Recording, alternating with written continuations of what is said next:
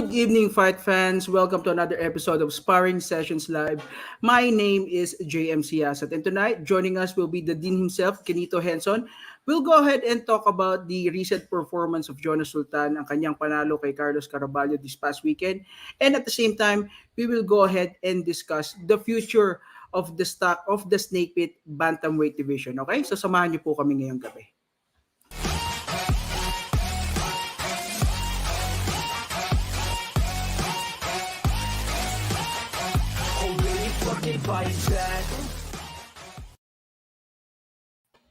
Alright, Dean Quinito Henson, good evening po sa inyo.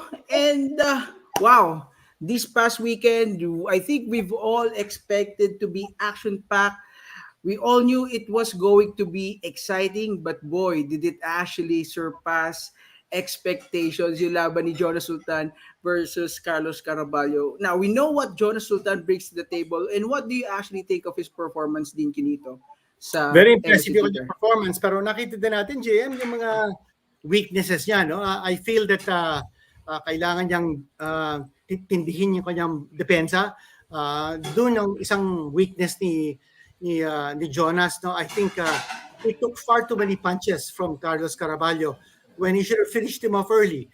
Of course, may tulong yung referee, may tulong din yung mga judges. The circumstances in that fight were so that heavy favorite si Caraballo, siya yung bagong golden boy ng New York from Puerto Rico.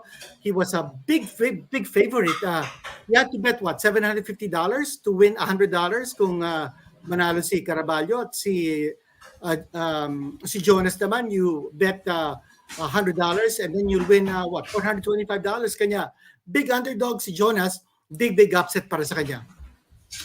Tigilito, speaking of his underdog status, a lot of people felt that, the scorecards were too close, and a lot of people felt as well that somehow the referee was trying to take care of Carlos Caraballo, especially po nung knockdown, nung round 3. We all saw that punch.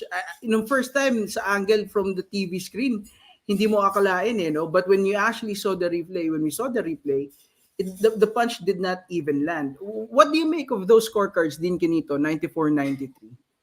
Well, ako, in my personal scorecard, it was 95-91 because yung third round, clean knockdown yung na-score ni Jonas, no? Pero yung so-called knockdown ni Caraballo, hindi knockdown yun because hindi nga naglanding yung punch. Nag-touch nga ang glove ni Jonas sa canvas, but that was because he stumbled when he tried to dodge the punch. So that was a slip. Yes. Ako, I would score that 10-8 for Jonas. I wouldn't score it 10-9. In fact, yung isang judge, si Jonas Sultan, scored it 10-9 for Caraballo, which is ridiculous because limpyo yung knockdown ni Jonas, no? Pero yung so-called knockdown ni Caraballo was not a knockdown. So I would score that 10-8. Then of course you'll say, pero tinawag ng referee na knockdown against Sultan. So dapat yun, I don't know, 10-9. Hindi pwedeng 10-8. Hindi. Kung nagkamali ang referee, ba't mo tatagdagan yung mali ng referee by scoring a wrong points for that round? No? So sa tingin ko, dapat yung 10-8 round for Jonas. So in my scorecard, apat yung 10-8 round ni Jonas plus one more round that he got, the 10th round. So that would total 95, and if you were to make the computation, it would total to 91 for Caraballo. That should have been the scorecard by the judges. Pero parang halata na yung mga judges, they were looking for every excuse na bigyan ng panalo para kay Caraballo because heavy favorite siya, plus Top Rank just signed him the Monday before the fight. He was supposed to be the new golden boy ng Top Rank. Biglang-bigla natalo. 14-0 ang kanyang record, 40 knockouts. So this was supposed to be the new big thing of boxing, but they never thought that Jonas Sultan would fight with guts, with a lot of fighting spirit. But having said that, ang dami niyang tinanggap na suntok galing kay Caraballo that he shouldn't have. Sabi nga sa akin ni Sean Gibbons, sa kaninang umaga, kausap ko, a lesser man would have gone down against Caraballo. Especially yung suntok, JM, I'm sure you remember, yung suntok to sa lalamunan ni Sultan. Yes. That was a powerful blow. And an ordinary man, you and I, would have certainly gone down kung masusuntok tayo dito sa balalabunan. Dito, I want to actually ask you about this scoring, no? Kasi po I was under the impression na tama kayo eh. I mean, at least for us, if it was not a clear knockdown, of course, ba't nga naman natin ibibigay? You actually make an excellent point there. Kumbaga, mali na nga yung referee, mamaliin mo pa yung scorecard. But in the case of sa judges po, aren't they obligated po to actually score that, call it a knockdown still? Even after that, makita natin na, it was actually a wrong call? Yes, they are obligated. In fact, I think if not for that knockdown scored against Sultan, that would have been a 10-8 for Sultan. Pero siguro, binigyan nila ng konting weight yung knockdown scored by Caraballo, although it was a wrong call. Kanya, they made the scorecard 10-9 instead of 10-8. Parang pinagbigyan nila si Caraballo. But ako, 10-8 yun, without a doubt. But yung nakakapagtaka, yung scorecard ni Waleska Roldan. By the way, the three judges were from New York. Si Roldan was the same judge who scored 117 to 111 for Jeff Horn in that fight against Manny Pacquiao in 2017 in Brisbane. That same judge. And I'm telling you, that card in Brisbane was promoted by Top Rank. And Jeff Horn had just been signed by Top Rank. So, definitely, Top Rank ang pipili ng mga judges. The judges are indebted to Top Rank because mabibigyan sila ng magandang payday. Nabigyan pa si Roldan ng nice ticket and nice accommodation sa Brisbane, Australia. So, yung scorecard niya was, crazy. 117 to 111, meaning to say, 3 round lang ang binigay niya kay Manny Pacquiao out of 12. Medyo imposible naman yun because in the 9th round, if I remember correctly, kumuntik ng nalaglag si Jeff Horn, and in fact, after that round, I overheard the referee, si Dave Nelson, go to Jeff Horn to tell him, if you don't show me too much more, I'm going to stop the fight. That was actually not a warning, but that was something like a reminder for Jeff Horn. Hey man, you got to show a little bit more because I'm protecting you in this fight. You remember that fight against Manny Pacquiao? Horn got away with elbows, headbutt, dugun-dugo na si Manny Pacquiao. Pinabayaan ng referee. Not a single warning when there should have been at least 2-point deductions. Well, a lot of people felt, Dean Quinito, that going to this fight, of course, the promotional side, they're actually wanting to build Carlos Caraballo, that is very obvious. And a lot of people thought that there was actually an effort to protect his previously unbeaten record. Sabi mo nga, he is going to be, kumbaga parang the next Miguel Cotto sana of Top Rank, especially he is backed by the retired former 4th division champion himself. So do you think that was the case? That they were trying to play Jonas Sultan here, but Jonas was just so dominant. He just scored 4 knockdowns that kumbaga they just couldn't get away with it anymore. Definitely, no. Kanya sabi sa akin ni Sean Gibbons, he lives for moments like this because giving an opportunity for Jonas Sultan, who came from down in the dumps. He came in with 5 losses. Natalo siya kay Jerwin Ancash, remember, in his only world title fight. But of course, you remember that he did beat an off-form John Real Casimero once upon a time. But nobody gave him a Chinaman's chance of winning. Everybody thought that Jonas Sultan was going to be cannon fodder for Carlos Caraballo. Kanya, medyo nagulat yung crowd dun sa Hulu Theater at Madison Square Garden. I think he shocked the world. Jonas Sultan shocked the world and it changed his life. But at the same time, let's not over-celebrate. Okay, binigyan siya ng nice treat ng MP Promotions. They gave him and his companions free tickets to watch the Los Angeles Lakers play the Houston Rockets at the Staples Center this morning, Manila time, last night, LA time. But, that's really beside the point. What I'm saying is that let's not over-celebrate. Jonas Sultan did win a spectacular victory over Caraballo, but he still needs a lot of work in the gym to become a legitimate world title challenger all over again. I think maybe in a year's time, he will be a serious challenger against any of the world champions in the bantamweight division, or maybe even the super bantamweight division, depending on how he manages his weight. But at this point, he still has a lot to learn because he just took so many punches from Caraballo. He's got to tighten up his defense. Actually, Din, I was reading your story on Phil Boxing earlier today. Yun nga po yung interview nyo kay Sean Gibbons. And Sean Gibbons said that, give him another year. And this guy would probably fight for another world championship, no? Now, I think that he is on the right team right now. I think, given your excellent points as well, to my observation, kahit pa paano nag-improve na si Jonas Sultan Yep. under the tutelage of Joven Jimenez. Din, I just like to ask you now, you pointed out the weaknesses of Jonas Sultan sa laban na yon. But what were you expecting from him before this fight? And did you actually think he was going to win this against Caraballo? Okay, I'll tell you truthfully. I thought he would lose. I thought he would lose a decision. It would be a very gallant stand by him. But I thought Caraballo had just too many aces up his sleeves, especially with his record and his virtual hometown, New York. No, Yeah. I honestly thought he was going to lose. And then I found out later that ang dami pala niya handicap.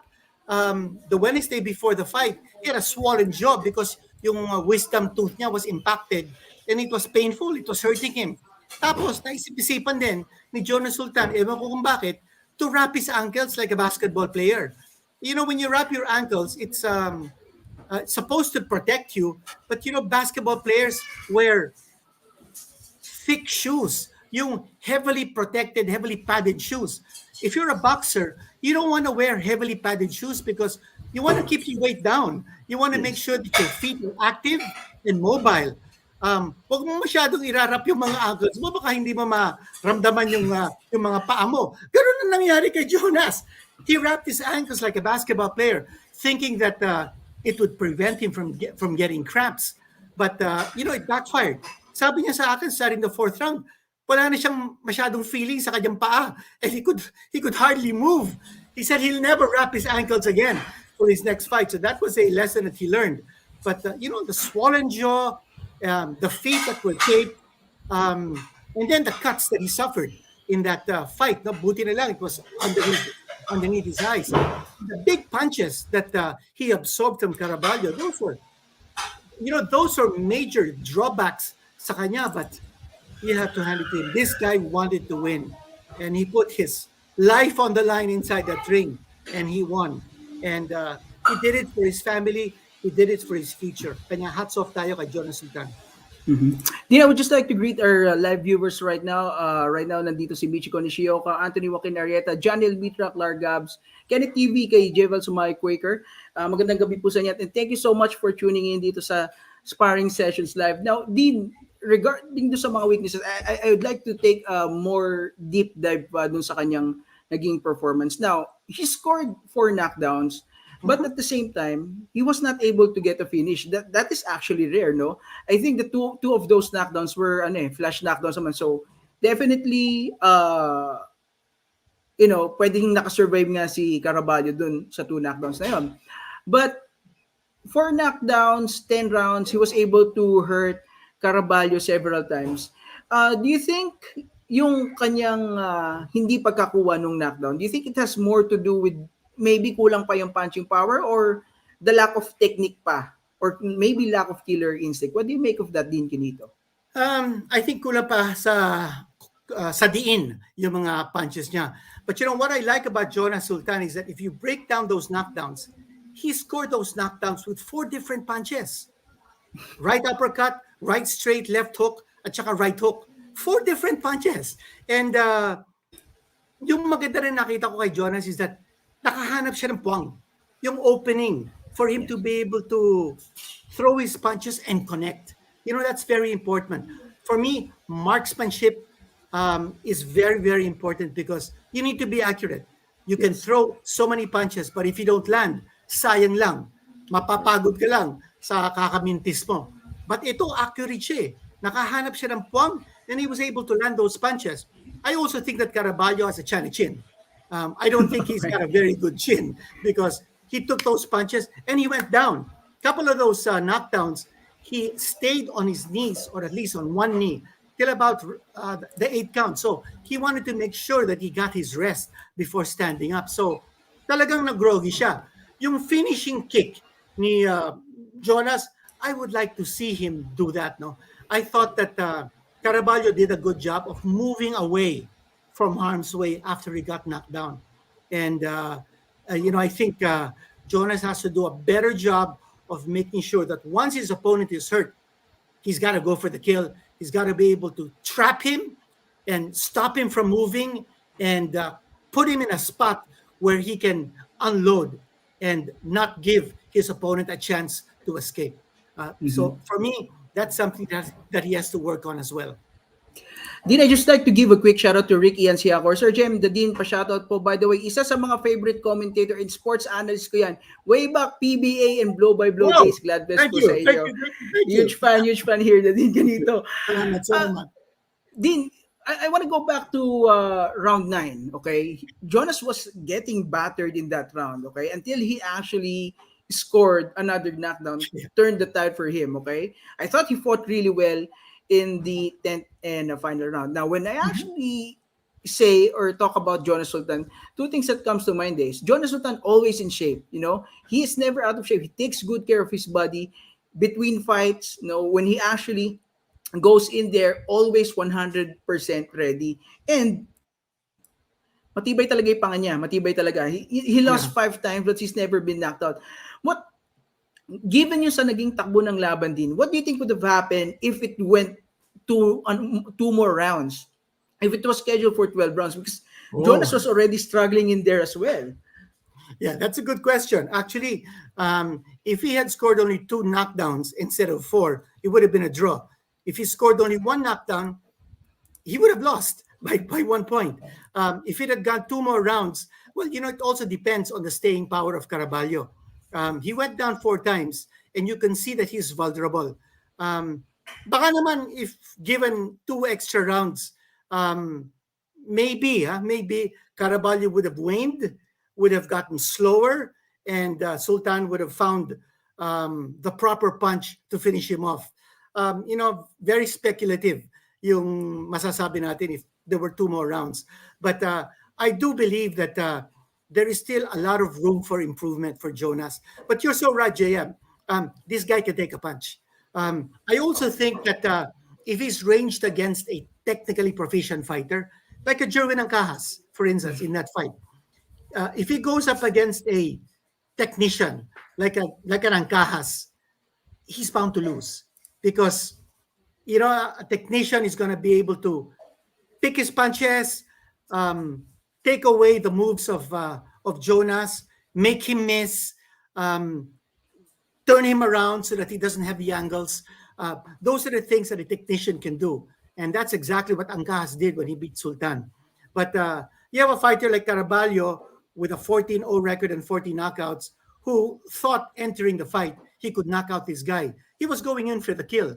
So he was a perfect foil para kay Jonas. He was perfect for it, tailor-made, because he was coming in and dun, nakuha kaagad ni Jonas ang timing and the opening to be able to strike. Dean Quinito, sabi pala ni Jeremy Alero, good evening po. The Dean, you're my favorite commentator before until now. Magaling ka talaga. Ayan po mga Wow! Thank you. naglalabasan ng Hindi kasi si mga... JM Kasi ang ganda naman ang tanong niya Dean, okay. Now, let's talk about Carlos Caraballo, no? Okay, he lost that fight. But to me, even though he lost that fight, to me, it was still an impressive performance. No? 14 fights, it was the biggest fight of his career, toughest fight. It was a huge step up for him to fight someone like Jonas Sultan. Ang nag-stand out sa akin doon is yung ability niya to recover. Okay, he goes down, and his ability to actually remain composed, and stick to his game plan to the very end after getting hurt several times and after going down 4 times, and not too many young fighters is capable of doing that, no? Still, Jonas Sultan was not able to finish him. Now, you actually talk about yung laban ni Jonas kay Jerwin, that you actually have to outbox this guy. And now, may mga slight improvements, may mga improvements naman na siya under the tutelage of Coach Joven Jimenez. Do you think now at the 118 pounds, Carlos Caraballo, did he actually show the world or the division, kumbaga yung fine print on how to actually beat Jonas Sultan. Because if it wasn't for the 4 knockdowns, I think it would be safe to say na medyo dehado siya dun sa scorecards. Mhm. Because to be fair, kay Caraballo, he was boxing very well, din Quinito. Yeah, yeah, that's true. In fact, kausap ko din si Jonas right after the fight. Sabi niya, Sir Quinito, eto si Caraballo, sa tingin ko, magiging world champion ito eh. Kasi malakas sumuntok. Yun nga lang, bagsakin. Mahirap yun eh. Kung bagsakin ka, aabutan ka din one time with a hard punch that will keep you down. And that's what Sean Gibbons said. He also said that he has a very good future. He could possibly be a world champion. The problem is his chin. You know, if you have a chin na medyo marupok, and if you keep on going down, one day, you're gonna find or you're gonna face someone with a punch so strong that when he hits you and you go down, you're gonna stay down, and that's what happens. And you know, Floyd Patterson, the former world heavyweight champion, Mhm. you know, was chastised all his career for having a China chin because he kept on going down. He did become a world champion, but you know, when he got knocked out by Ingemar Johansson, that was a terrible loss. But he came back to beat him 2 times by knockout. But you know, for someone like Caraballo, he's got to toughen his chin. But unfortunately, that comes naturally. You either have a good chin or you don't have a good chin. And Caraballo, if he can keep his defenses up and not get hit, and if he is able to overpower his opponents with his punching power, then he'll make it. But if not, if he fights like Jonas Sultan, like, you know, Jonas, parang ano eh, sige, tatanggap ako ng suntok, basta makatama lang ako. If he fights that way, his career is not going to go far because tatamaan si Caraballo, babagsak. Si Jonas Sultan naman, tatamaan mo, hindi babagsak, lalaban pa rin. That's something about Kaganahan. Jonas. So, a guy's got a lot of guts, but you know, you can only take so much. His trainer, Joven, must start working on his defense because you can't take too many punches forever. After a while, you're going to start feeling the wear and tear. And even if you have a lot of power, even if you have a big heart, you can't take too many punches if you want to prolong your boxing career. So in this case, for Carlos Caraballo, because we look at him, he is more fundamentally sound po eh, no? Kay Mhm. Jonas Sultan. Yeah. Textbook speaking, textbook boxing, siya talaga. He has more skills than Jonas. And yet he was the one who got floored 4 times. So ano po yung mga nakita niyong lapses sa kanya? What went wrong for him that night? That yun nga, even though he's the more fundamentally sound fighter, he was the one who found himself in the canvas, not once, not twice, but 4 times. I think a lot of inexperience. When he throws his punches, if you notice, he leaves himself open for a counter, especially down the middle. Doon nahanap ni Jonas yung opening eh. Doon sa gitna. Because he was hitting him right down the pipe, right down the middle. Yung right straight na pumasok, yung talagang pasok na pasok yun, no? And he went down because of that shot. Of course, marami ding angulo si Jonas, no? He was able to score with some very nifty shots. The first knockdown was with a right uppercut. And that was solid. That was in the second round. But, you know, for Caraballo, I really feel that just like Jonas, he needs to toughen up his defense. But I think he needs to toughen up his defense more than Jonas. And the reason why I'm saying this is because Jonas can take a punch. I don't think Caraballo can take a punch.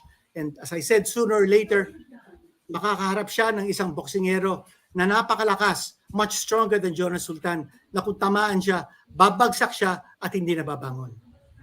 Yeah, especially if he wants to become a world champion at the 118 Yeah. pounds. So, din Kinito, yung big three ng 118 na Oya Inoue, Donaire, and Casimiro, naku po, ang bibigat po ng suntok that you know, these guys, if they actually touch your chin, clean, no? They can just put you away with one punch. Now, din Kinito, I do believe that with the performance and the win, ni Jonas Sultan, I think he is breaking in the world rating. So I think he deserved that by defeating, you know, a young Puerto Rican prospect na sabi nga natin sobra ang pag-build up ng Bob Arum and company dito. So I think he's going to break it to the world ratings. But at the same time, we were talking about it kanina, and even apparently Sean Gibbons believes that you know, he's not in for a world title fight. until after another year. And I think that's fair. I think they're building him slowly, and the right way. Now, Well, right now well, he's already ranked number 9 in the WBA. He's not ranked in any of the other 3 governing bodies, but because he won the Intercontinental Championship, papasok yan top 10 in WBO. Unfortunately, the WBO champion is a Filipino, si Casimero. So, tinanong ko actually si Jonas, no? O Jonas, sa tingin mo, sino mga champion na kaya mong o gusto mong kalabanin? Sabi niya, wag lang po sana si Casimero kasi kaibigan ko. sabi niya. Sabi niya sa akin yun. so he's okay to actually fight Nonito Donaire in that case, Din Quinito. Hindi rin, Pilipino din yun eh. Okay, so Si Inoue, gusto niya. Inoue, yeah. Inoue. But It's been, well, yeah. the big news is Sean Gibbons confirmed, and he is in talks with the Japanese promoter Akihiko Honda, that if Casimero beats the scales and beats Paul Butler, and this is guaranteed, if Casimero makes the weight in his fight against Paul Butler, he beats Paul Butler hands down. And if that happens, Sean Gibbons says April is his fight against Inoue, and that will be in Japan. And that will be a huge step up because Casimero is only getting, $76,000 for this fight against Butler, and that will be in Dubai. But, I understand that Casimero is having difficulty bringing down his weight. He's no longer working with Memo Heredia, who has done a good job in breaking down his weight. He's working with Steven Lunas, who's a relative of Rolly Nunas. Matsushima used to fight in Japan, Filipino. He's working out with his brother Jason, and also the former IBF minimum weight champion Manny Belchor. They're all in San Diego. So, I'm hoping for the best that Casimero makes the weight and he goes up to fight Butler and wins, because that fight against Inoue is going to be a blockbuster in April in Japan. Yeah. Andyan the likes of Ubali, Gary Antonio Russell, andyan the likes of Jason Maloney. Now, who do you think he should fight next? And who do you think among those top 10 fighters, the big names sa bantamweight, that he is already capable of beating right now? For Jonas Sultan, I want him to fight Nordine Ubali. Same. Ubali's coming off a loss to Nonito Donaire. I think he's a good technical fighter, former Olympian, former world champion. He would be a good stepping stone or test for Jonas Sultan. And I'm sure gusto din makabawi ni Ubali sa isang Pilipino. So that would be a good matchup. He lost to Donaire. Ubali wants to make a comeback, I'm sure. And a fight against Jonas Sultan would be, I think, a very good test for Jonas against Nordine Ubali. Okay. What about a fight with Dean? I think a fun-friendly fight with Jason Maloney. Would you fancy that fight between Casimero and Maloney po? Maloney is not. Nobody's talking about him too much anymore. At this stage, I would much rather go with an Ubali rather than the Australian. I think maybe even some of the other contenders in the bantamweight division, if you were to look at some of those guys. I don't know about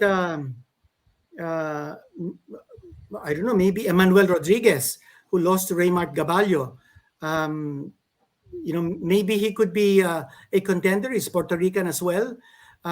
So maybe a Puerto Rican may want to avenge the loss of Caraballo, a fellow countryman.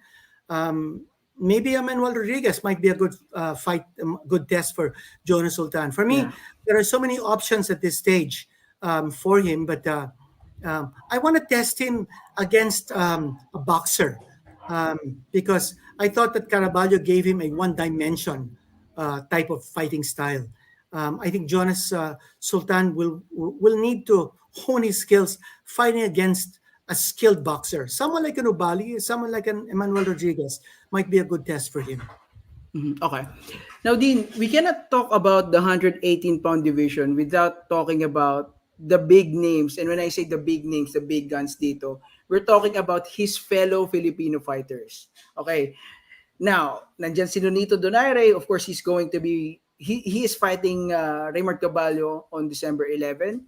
Of course, andyan din si Janriel Casimiro, who we both think will beat Paul Butler if yun nga, if he actually makes weight for the fight, and that way he can actually defend his title. But with the current crop of Filipino fighters right now, Din Quinito, at the 118-pound division, sa mga fighters po na ito, how do you think Jonas Sultan would fare against them? Can we actually start with Raymart Gabal? Now, this is just speculative, Din Quinito. Okay. I'm just, we know that these fights are not going to happen anytime soon. But I just want to gauge, kumbaga, where he's at, his level, and maybe kung gaano siya kalayo na sa laro ng mga ito. Let's start with Raymart Gaballo. Well, I think Raymart is several notches ahead of Jonas Sultan at this stage. He's 24-0 with 20 knockouts. He's right for a world title shot. He's the interim WBC bantamweight champion, and he's going to get his title shot on December 11th against Donaire. He's training very, very hard under Memo Fernandez in Miami. He's got a good group of guys working with him. John Vincent Moralde, Romero Duno. They're all with him. Mike Plania is also there in Miami. So he's in good company. I think Raymart Gaballo, his head is in the right place. He's very mature, and he's actually the same age as Jonas Sultan is 29. 29, yeah. Gaballo is 25 years old. So he's younger than Jonas Sultan. But I think the quality of his opposition has been much better than Jonas Sultan. So I think if you were to match Sultan against Gaballo at this stage, it'll be a war, because Gaballo is a fighter who likes to come in, and that's exactly the style of Sultan. He likes to face his opponents head on. So that'll be a big, Titanic clash, a collision course. In a fight like that, at this stage, I think Gaballo wins. And most likely he'll win by knockout. But give Sultan a year to hone his skills, tighten up his defense, improve on his boxing skills. Who knows? Maybe in a year's time he could be a much better fighter than Raymart Gaballo is right now. Okay. With that said, Din Quinito, I don't know if it's just me. So you think maybe Sultan is not ready yet right now? If ever Donaire, for the likes of that, I think that's going to be a bad stylistic matchup for him. How do you Yeah, think he fares against Donaire?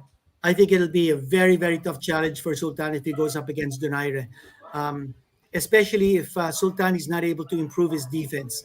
Um, Donaire is a very slick, a very smart, and a very dangerous and powerful fighter. Yes. Um, he lays a lot of traps, I'll tell you, in the ring. And if you bite on any of his baits, be prepared to bite the dust, because this guy can hit you with such force with his left hook that if he hits you squarely, you're going down. And that's fair warning for Gaballo. And Sean Gibbons knows this. And talking to him this morning, he told me that if Gaballo is not prepared to fight defensively against Donaire, and if he gives Donaire a slight opening, or if he falls into the many traps that Donaire lays out for you in the ring, babagsak at babagsak si Gaballo, because that left hook of Donaire is as potent as a Mike Tyson power shot. Donaire can hit. And, I think that's going to be a great fight. I've spoken with Donaire, I've spoken with Gaballo. We had them on a virtual face-off. And, it was fun talking to both of them, because they showed a lot of respect for each other, Yeah. which is great. But at the same time, Donaire said, while I respect Gaballo, while I treat him like a fellow Filipino outside of the ring, when I'm inside the ring, I'm like a robot. I'm a fighter inside the ring, and it doesn't matter whom I'm fighting, whether he's Filipino, whether he's red-skinned, whether he's white-skinned, whether he's yellow-skinned, or whether he's whatever skin color. Donaire says he's going for a knockout every single fight. And, that's his mindset. Si Gaballo naman, a little bit in awe of Donaire, whom he calls his idol. When Donaire turned pro in 2001, Gaballo was only 5 years old. Can you believe that? By the time they fight, Donaire will be 39 years old, and Gaballo is only 25 years old. When Gaballo turned pro in 2014, Donaire had already won 4 world championships and he was 31 years old. So the age difference, the experience difference is just so vast that, Gaballo has that in the back of his mind. Um, if, if if he does not fight his fight, and if he fights Donaire's fight, it's curtains for him. Donaire's going to win this fight. But JC Manakil, who's Gaballo's manager, said it unconditionally, 100%. Gaballo's going to win this fight because his time is now. He's 25 years old. Donaire will be 39 by December 11, and he feels that this is the time for Gaballo to show that he deserves to be a world champion. So it's going to be a great fight. Just a quick follow-up question in regards to that, Dean Quinito. We've never seen Raymart Gaballo against big punchers yet. But so far with the fights that you've seen from him, how do you think his chin holds up against, the big punchers dito sa sa bantamweight division? Of course, especially against Onito Donaire, who has, as you said, monstrous power, not just his left hook, but with his right hand as well. Well, he's undefeated. The quality of opposition, however, is much to be desired. But he's fought several times in the U.S. He's fought in Mexico. Gaballo has been tested. He had a little difficulty going up against Emmanuel Rodriguez, who was a runner. And as you know, the WBC ordered the rematch because some critics weren't happy with the decision. I thought Gaballo deserved to win that fight. And the rematch never happened because nobody wants to pay good money to watch Rodriguez fight because, he's like a Rigondo. He's a poor man's Rigondo. So, no promoter will want to put up a rematch because there's no money in it. So the rematch never happened. But, Gaballo is a puncher. He is a heavy-handed guy. Donaire actually called him a dangerous fighter because of his punching power. But, it will take more than just heavy hands to turn back Donaire, who is very skilled, who's very smart, who's always in condition. He did show in the fight against Ubali a little bit of wear and tear. In between those rounds, I saw that that he tired. And that fight ended in the 4th round. Yeah, But yes, yes. I thought that there was a time when Donaire was huffing a little bit. So I don't know whether it's his age or whether he wasn't prepared to go 12 rounds. Luckily, Ubali went down. He couldn't take the punch of Donaire. If Gaballo is able to last 10, maybe even 12 rounds against Donaire, maybe in a war of attrition, he might have a slight edge because of his youth. But knowing Donaire, he's not going to let this fight go past 6 rounds. He'll try to knock him out as soon as he can. And if he said that a knockout is on his mind, you can bet that right when the bell sounds to start the fight, he's going to go for the kill. Okay. Dinkinito, right now we have 400 people watching us live. I just want to give thanks to Carl De Jesus, John Wick, Jay Salvani, Arcio Bautista, Rolando Yepes, Heriberto Obar, kay Junji Mahilom, kay Candy Bear, Jay Salvani, Revel, Jiggy, Mikel Baruga, and Hells Make. Now, Dinkinito, Hi, guys. ito na. At Dinkinito, salamat ito na. sa programa nito. Okay. This is the question that I've been reserving. Okay, we're done talking about Gaballo. We're done talking about Donaire. Now, the third man, Janriel Casimiro. Now, I'm talking about Sultan versus Janriel Casimiro. Okay, we all know that Jonas Sultan pulled off an upset, a shocker back in Cebu. Diba? He defeated him sa 115 pounds, and that was how he actually landed the title shot against Jerwin Angkaas. Now they are both campaigning at 118 pounds division. Okay? What do you think of that fight? Would you want to see a rematch between Jonas Sultan? Now, I know sinabi mo na kanina din kinito that hands off si Jonas kay Tata kasi yun nga, kaibigan niya. But what do you think of a possible rematch? Is that something that you would like to see? And if so, ano sa tingin mo doon and who would win the fight? Well, if it happens, it happens, especially if a world championship fight is at stake. fighters want world championships, and they want the belts around their waist. So if it is mandated by the governing bodies of boxing that they fight, they will fight. Whether Sultan can beat Casimero again is a huge question mark, because I have the highest respect for John Real Casimero as a fighter. This guy, this guy's a road warrior. This guy Yeah. is a gladiator. Believe me. I've seen his fights in Panama, Argentina. He's fought all over the world, and he's managed to overcome tremendous odds in beating heavily favored opponents. Um, he just has to be disciplined, and he has to understand who are those who give him the best guidance. I think that's important. He shouldn't change his mind on whom he will listen to after every fight. Dapat may consistency sa kanyang future plans. Um, right now, he's not working with the team that propelled him to where he Yeah. is now, which is, at the height of his career.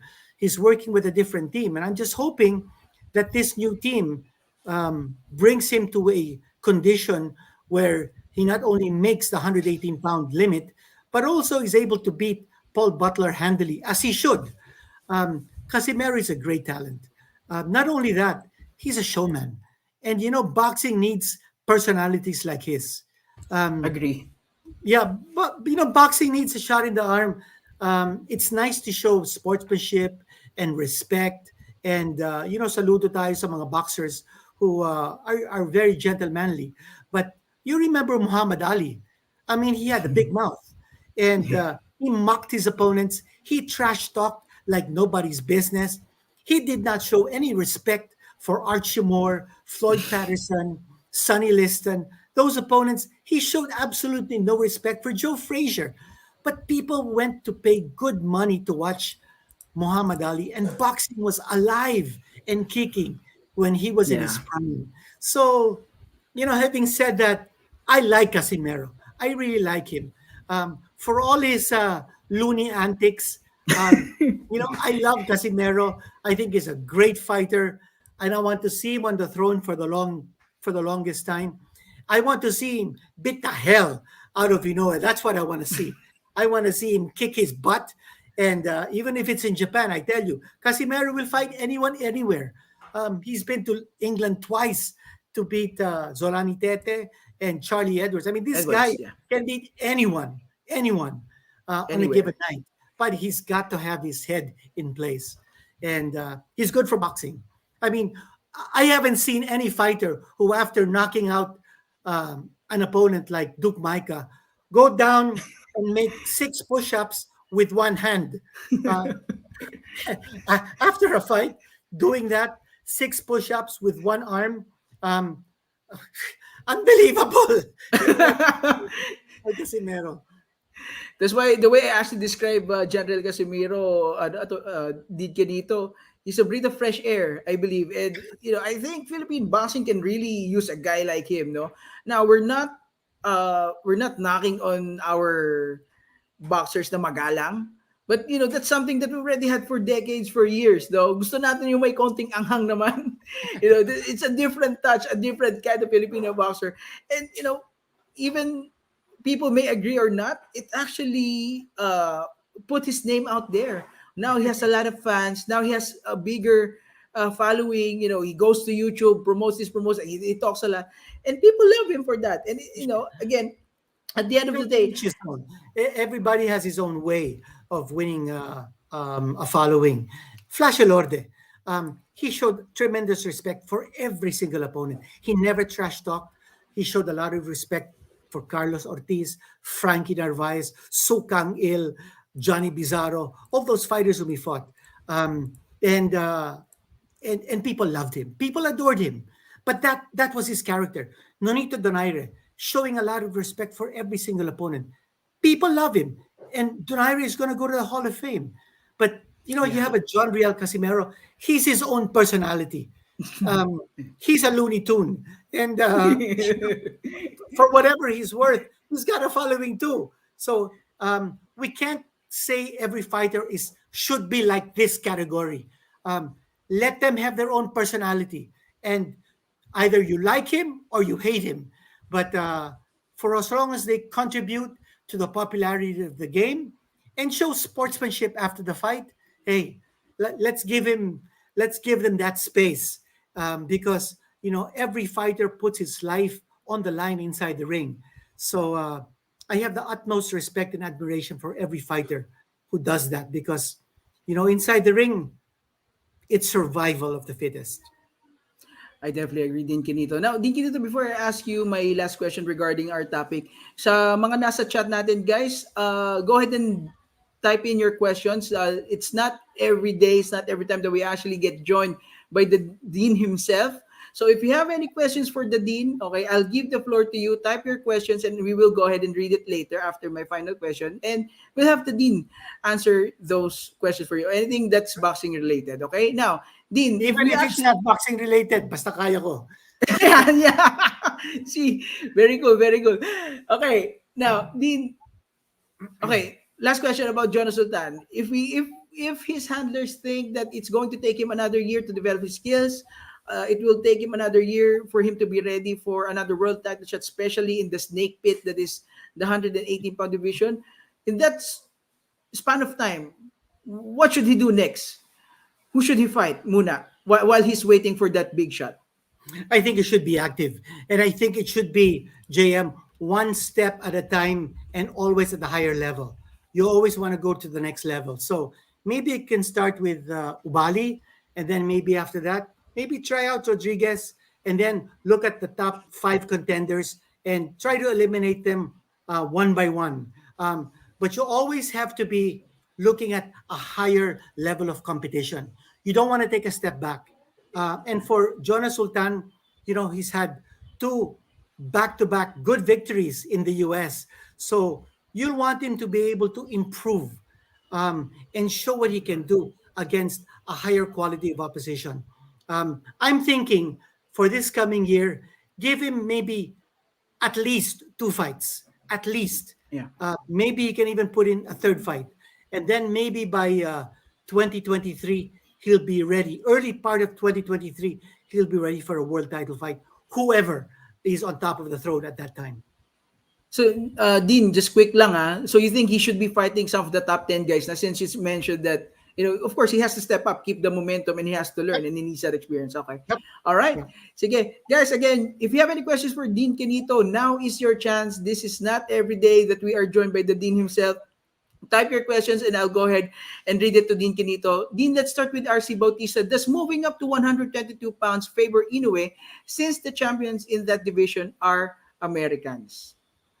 Oh, well, that's an interesting proposition. But for Inoue, he wants to clean up that division. Everybody wants to be the unified champion. And, there's a lot of money in the bantamweight division right now. There's Donaire, there's Casimero. And, I think if he really wants to clean it up, let him go step by step. And, it looks like he might do a man, or I'm not sure if it's a mandatory or non-optional, but I think there is another opponent that's already being lined up for Inoue, maybe by December 31st. But Casimero might be next in line for him in April. And after Casimero, maybe a rematch with Donaire. Then once he's cleaned up the division, assuming he's able to beat those Filipinos, then he can move up to 122 pounds. But Inoue will have a lot of opposition in his hands. Hindi siya nakakasigurado kay Casimero. And Donaire will also know how to fight him better next time around. Donaire is a thinking fighter. And for sure, he will break down his fight against Inoue, that first fight, not only round by round, but minute by minute, for him to be able to find out how to beat him in a rematch. And I think that's going to come. Okay. Ito, Dean Quinito, a good question from Samanti Kauri TV. Maayos po ba sila ng MP, Sir Quinito? Pakisagot po. I think this question is referring to John Riel Casimiro and MP Promotions because they had the misunderstanding regarding the Donaire fight. So if you have any info regarding that, Dean. Yeah, it's a pity that hindi masyado nagkakasundo ngayon. Nagkaroon ng konting miscommunication, and hindi na nag-uusap yung grupo ng MP Promotions at saka si Casimero. However, yung grupo ng MP Promotions does have a promotional contract with Casimero. So, whether he likes it or not, in the end, doon din siya lalagpak eh. So, the sooner they're able to mend fences, the better for everyone. Um, a fighter's career is not for a forever thing. And now that Casimero is at the prime of his career, he's got to realize that the people behind MP Promotion, Senator Manny Pacquiao himself, I mean, Sean Gibbons, those guys can look out for him and they can get him the best possible fights. Nagkaroon nga ng konting detour because nagkaroon sila ng misunderstanding kanya. Lumagpak ka itong laban against Paul Butler in a first bid. That really was not advantageous for Casimero. But, that's the price you pay if you turn your back on those who guide you. So I'm just hoping that Casimero, whom I love, will get back together with his handlers at MP Promotions and then move forward, because after Butler, it's going to be Inoue. And Inoue is going to be $1 million fight. So you don't want to waste that opportunity, because that fight is going to make John Real Casimero a millionaire many times over in Philippine pesos. Ito, Dinky dito from Christopher Salazar. Do you think that Casimiro will get the 118 pound? I think he's referring to the title defense po. I'm hoping. I'm hoping na makuha niya yung timbang. I don't have any latest updates on his weight, but I know that he's working feverishly to do that. Remember, he will have to fly from San Diego to Dubai, where the fight will be. And once he's in Dubai, magkakaroon ng 10-day hotel quarantine. So, for 10 days, hindi siya pwedeng mag-sparring, hindi siya pwedeng lumabas, mag-jogging. Nandun lang siya sa hotel, makakagamit siya ng gym, pwede siya mag-shadow boxing. Pero iba yung nasa gym ka, nakaka-sparring mo yung spar mates mo. Yeah. Yung nararamdaman mo yung atmosphere ng gym. So, yun mawawala sa kanya. And baka makadagdag sa timbang niya because he'll be in hotel quarantine for 10 days. So, dapat maintindihan ni Tata that malaking problema to sa kanya kung hindi niya makuha yung timbang. You remember when he was light flyweight champion, nawala din sa kanya yung corona ng IBF because he didn't make the weight. Yeah. So, nangyari na yan sa kanya. So, sana hindi ulit mangyari. Ako sa tingin ko, and heaven forbid, kung hindi niya makuha yung timbang at talagang kung mag-give up siya sa kakahabol ng timbang, baka magkaroon na lang siya ng, let's say, mag-report na lang siya ng injury para ma-postpone yung laban. Sana hindi mangyari yon because yung Inoue naghihintay sa Abril. So, kailangan ni Tata ng isang magandang showing against Butler to be able to make sure that maraming taong manunood doon sa laban niya against Inoue sa Abril. Okay. 2 quick ones din, Quinito. You're actually making history on my live stream. First time po may nagtanong, Sir Dean, kailan po simula ng PBA next conference? Sabi ni Mark Bulan. 3rd or 4th week ng November, mag-uumpisa yung second conference. Yung listahan ng 12 imports lumabas na. Nilabas ko sa Philippine Star. Basahin po nyo sa PhilStar Sports website. Nandun na po yung listahan. 12 imports have been named for each team. And, it's going to be a big treat because imports will be back to play in the PBA. That will be in November sa ating second conference, which will be called the Governor's Cup. Okay. Dean Quinito, Papi Casino, he's asking, Sir Dean, talk about this fight between Canelo and Plant, please. Ayan, upcoming laban ni Canelo Alvarez. That's right. I've seen Plant fight, and he is a relentless, tough guy. But I've also seen Canelo Alvarez fight, and he is a monster. I think this is going to be a barroom brawl. I think Canelo Alvarez wins this because right now he's unbeatable. Nobody comes close. Alvarez is he's the king right now. He's at the top of the hill, and I think he can take care of any fighter who comes his way. Okay. Ito, din dito from Jack Arel. Sir Dean, out of topic, what's your opinion about Ligas and Abnes fight from Edmonton, Canada? Edmonton, Canada, sabi ni Jack. Have you seen that? Ako, yung, Which fight I think, I think this was the Ben Ligas fight that happened the past weekend, I believe, in Quinito. I missed the fight eh. Have you seen that? No, Kasi I'm people are afraid not. saying, Ben okay. Ligas. Yeah, Ben Ligas.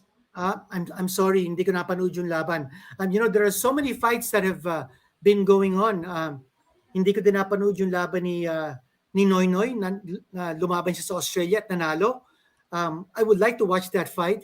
And there's so much action going on, and I feel that it's a great thing that Filipinos are getting a lot of opportunities to fight all over the world. Okay. Guys, if you have a few more, we'll go ahead and ask Din Quinito 2 or 3 more questions, guys. We can't keep him for long. Din Quinito, itong tanong ni Incognito, uh, Mark Magsayo versus Gary Russell, prediction nyo daw po, Din. Wow, that's gonna happen January or February. Um, Russell medyo may edad na, no? And there was a rumor that he was gonna go up in weight. So baka mahirapan na siya kumuha ng timbang. In fact, there was talk that he would vacate and Magsayo would fight in the eliminator. Um, Magsayo has been inactive since his last fight, which was in the undercard of Manny's last fight against Ugas. Um, it's too late for him to do another fight. I thought that maybe he should have fought or she should be fighting another fight before Russell. I thought though Seha was or is a better fighter than Russell. Believe me, Seha was a he put up a really tough challenge. And I thought he was winning that fight. And in fact, he was winning that fight because he was ahead in the 3 judges' scorecards when he was stopped by Magsayo. But Magsayo showed a lot of resilience and a lot of guts and fighting heart in winning that fight against Seha. If uh, if Russell is not as good as Seha, and he's not, then Magsayo wins that fight by knockout. Din Quinito, sabi Charles Luna, really nice watching Quinito. Nare-reminisce yung mga magandang laban noon sa PBA. Di na nabot ng mga bata ito, kaya nakakawala ng gana manood ng PBA at walang mga galing na commentator ngayon. We also want to thank Mary Jane Cosme for the $5 just to be able to watch you, boss. Quinito, you were my boss at ECF. Are you familiar with her? Yes, of course, Mary Jane Cosme. I know her very well, and I think she's in West Covina in California, if I'm not mistaken. And it's nice that she's watching you. I didn't know that Jane is a big fan of boxing and of sports, but yeah, I have a lot of very, very fond memories of all those whom I worked with in Tarlac. I worked there for 30 years, and Jane was one of our prized employees. I miss her, and maybe I can see her again, hopefully soon. I vote in Tarlac, and if ever you're in Tarlac, I hope to be able to see you when I do vote next year. Okay, 2 more questions for Din Quinito. Din, this is a question that I'm also very interested to ask you. Do you, sabi ni Sensen de Sarapen, do you also watch UFC? I think Quinito, Din, let's just talk about MMA in general, not just the UFC. Do you actually watch MMA? This is a huge sport that's, catching up Yeah, to boxing na rin. you know, I will have to admit I rarely watch it. Um, I really don't. I don't like the ferocity that they show in MMA, the almost like a no holds barred sort of thing. I know there's a science to it. I know there's blood and guts in MMA, and Conor McGregor and those guys. I've seen them. I've seen them fight, but I really enjoy professional boxing a lot more. I feel it's more of a science and an art. So I sort of tend to compare professional boxing and MMA, and I really feel that I favor professional boxing a lot more. Maybe because I know a lot more fighters. Than maybe if I know a lot more MMA fighters, then maybe I could do that. But I know Franco Rullota very well. I know Alvin Aguilar very well, and believe it or not, during the early days of URCC, I was um, I was the how do you call it the home commentator of URCC, and I had to read up a lot on MMA so that I could be familiar with terms like be on your guard and stuff like that. So, I owe a lot to Alvin Aguilar, whom I've known for many years. So I have nothing against MMA. Maybe, as I said, if I knew a lot more fighters from MMA, I would be watching it a lot more. But as it is, I have my plate full, just keeping track of all those boxers whom I follow in professional boxing. And your question about Ben Ligas, I feel so embarrassed that I couldn't even give a decent comment about that because I failed to watch it. So I really got to brush up and make sure that I'm always up to date so I can answer questions from your viewers, JN. Din Quinito, still getting a lot of love dito sa ating chat. Sabi ni Erickson Dumlao, Sir Din, he's one of the greatest commentator and also analyst in our Filipino sports. And Maraming last question salamat. na. From Jupao Gasol, Din Quinito, sino po favorite boxer nyo ngayon maliban sa Pinoy? This one's very interesting. Oh, maliban sa Pinoy. Oh boy, that's a good question. I would think Canelo Alvarez would be at the top of the list. He's some kind of guy. I wouldn't put Tyson Fury. I mean, he's with all the flab and all that. He's not nice to look at. I mean, he's a champion heavyweight fighter. I mean, he showed tremendous power in taking out Wilder. He brings a lot to the sport, but as a fan, I would much rather see fighters in good, lean condition, looking like an athlete, to show that they deserve to be world champions. I think Canelo Alvarez, for what he has done for the sport, even outside of the ring, would be my choice as my favorite boxer right now. Even the time that he spent with Senator Manny Pacquiao's son Jim Well in teaching him the finer points of boxing, taking time out and you know kind of like showing him the ropes. I thought that was really nice of him. And I know that he does a lot for the community beyond boxing fans. So, yeah, I think he would be my choice as my favorite boxer at this point. But if you ask me who my favorite Filipino fighter at this point, wow, that's going to be really hard to answer.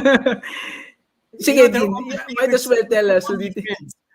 Um, I would rank Donairo up there. I really respect him and the way he's so open and frank and sincere about his advocacies, especially anti-doping. I love Casimero for what he brings to the sport because of his colorful character and nature. Um, Jerwin Angkas is such a respectable guy, an honorable guy who fights with a lot of killer's instinct. Yeah. And, you've got to hand it to that guy because he is so patient. He's had, what, 9 championship defenses, and he's never demanding. He's not the type to say, "Hey, I deserve a big fight. I deserve, this." No, he leaves his career up to his managers, and he's so humble. I have a lot of admiration for Jerwin Ancajas. Vic Solidari is fighting in Puerto Rico. I hope he retains his championship. Robert Paradero, he's fighting for the World Championship in Thailand soon. I wish him the best of luck. Marlon Tapalas is also fighting. Um, Romero Duno, he would Yeah. have fought Isaac Cruz. Isaac Cruz, by the way, is the only non-Filipino in the MP promotion stable. He's Mexican, and he's due to fight for a world championship, I understand, in the first week of December. So we might have a new world champion in the MP promotion stable who's not Filipino. And so on down the line. I mean, Carl James Martin is also coming Yeah. up, in the ranks. Good Um, prospect. yeah, it's certainly a good prospect. And Mike Plania is someone whom you can't discount. I think he's in for bigger things. So um, I'm hoping that Marlon Tapales will get back into the groove and forget about his loss in Japan, and he's got an opportunity to fight against the Japanese and avenge that loss. Mhm. So good things are coming up for Philippine boxers all over the world. Okay. Guys, sorry, but we cannot keep Dean Quinito for so long. I know we're all having so much fun here, getting knowledge and, picking apart his wisdom. But, we can't take too much of his time. Pero Dean, ito siguro pagbigyan natin. Crawford versus Porter, Dean, sabi ni Floyd Navarro. Maybe just your pick. No more breakdown of the fight siguro, Dean. Sorry, who was that again? The Terence Crawford versus Sean Porter fight daw. Who's your Oh, pick? okay. Well, that's going to be a good fight again. I think Porter is a power guy. He's a plotter. Um, I think he's easy to get. He's easy to hit, but he's a power puncher, and I think he might be able to give Terence Crawford a run for his money. Crawford is slick. He's a boxer puncher. I don't think he's going to knock out Porter unless he he finds him in a situation where he can throw an avalanche of punches. I don't think Crawford is a one punch knockout artist. He'll get you with an accumulation of punches, but he won't take you out with one punch. Porter, however, can because he's got that one punch knockout power. So this is going to be a nice fight. It's going to be a fight that will be determined by styles. I think Crawford is a very slick customer. Um, Porter is going to go all out with his, brawling style. If it goes the full route, I think Crawford wins by decision. If it ends by a knockout, I think Porter wins by knockout. Mhm. Okay. So with that said, Dean Quinito, thank you so much for your time. Any parting words? We still have some 360 people watching us live. Any last words po, Dean, before we actually end the program? Well, in ending, JM, again, thanks for this opportunity. It's always nice to talk to you because you always come up with great questions. Thank you. And it's nice that I feel your passion for the game as much as I feel my passion. And it's also nice to be able to share with your followers, guys who are tuned in live. It's always nice to do live because it's very spontaneous. You ask a Yes. question, you come up with the first thing that comes from your mind. So I want to be able to thank all those who watched very patiently this sparring session with JM, and I'm always very grateful for the following, for the support of the fans who love sports. My role is just to be able to share my love for sports and share whatever knowledge I have with you. Um, we're all hungry for sports news, all hungry for sports insights. And it's all I can share with all of you. And I want to thank you again for taking time out to listen to JM and I. Thank you. All right. So in regards to that, guys, maraming salamat po sa nanood sa atin na ngayong gabi. As usual, marami na naman tayo natutunan kay Dean dito. And for the first time ever sa aking live session, may nagtanong ng basketball. And of course, not surprised at all. Of course, Dean dito was able to answer whatever that question was about basketball. So again, my name is James Siasat and I'm with Dean Kinito. Guys, thank you for watching Sparring Sessions Live and good night to all of you.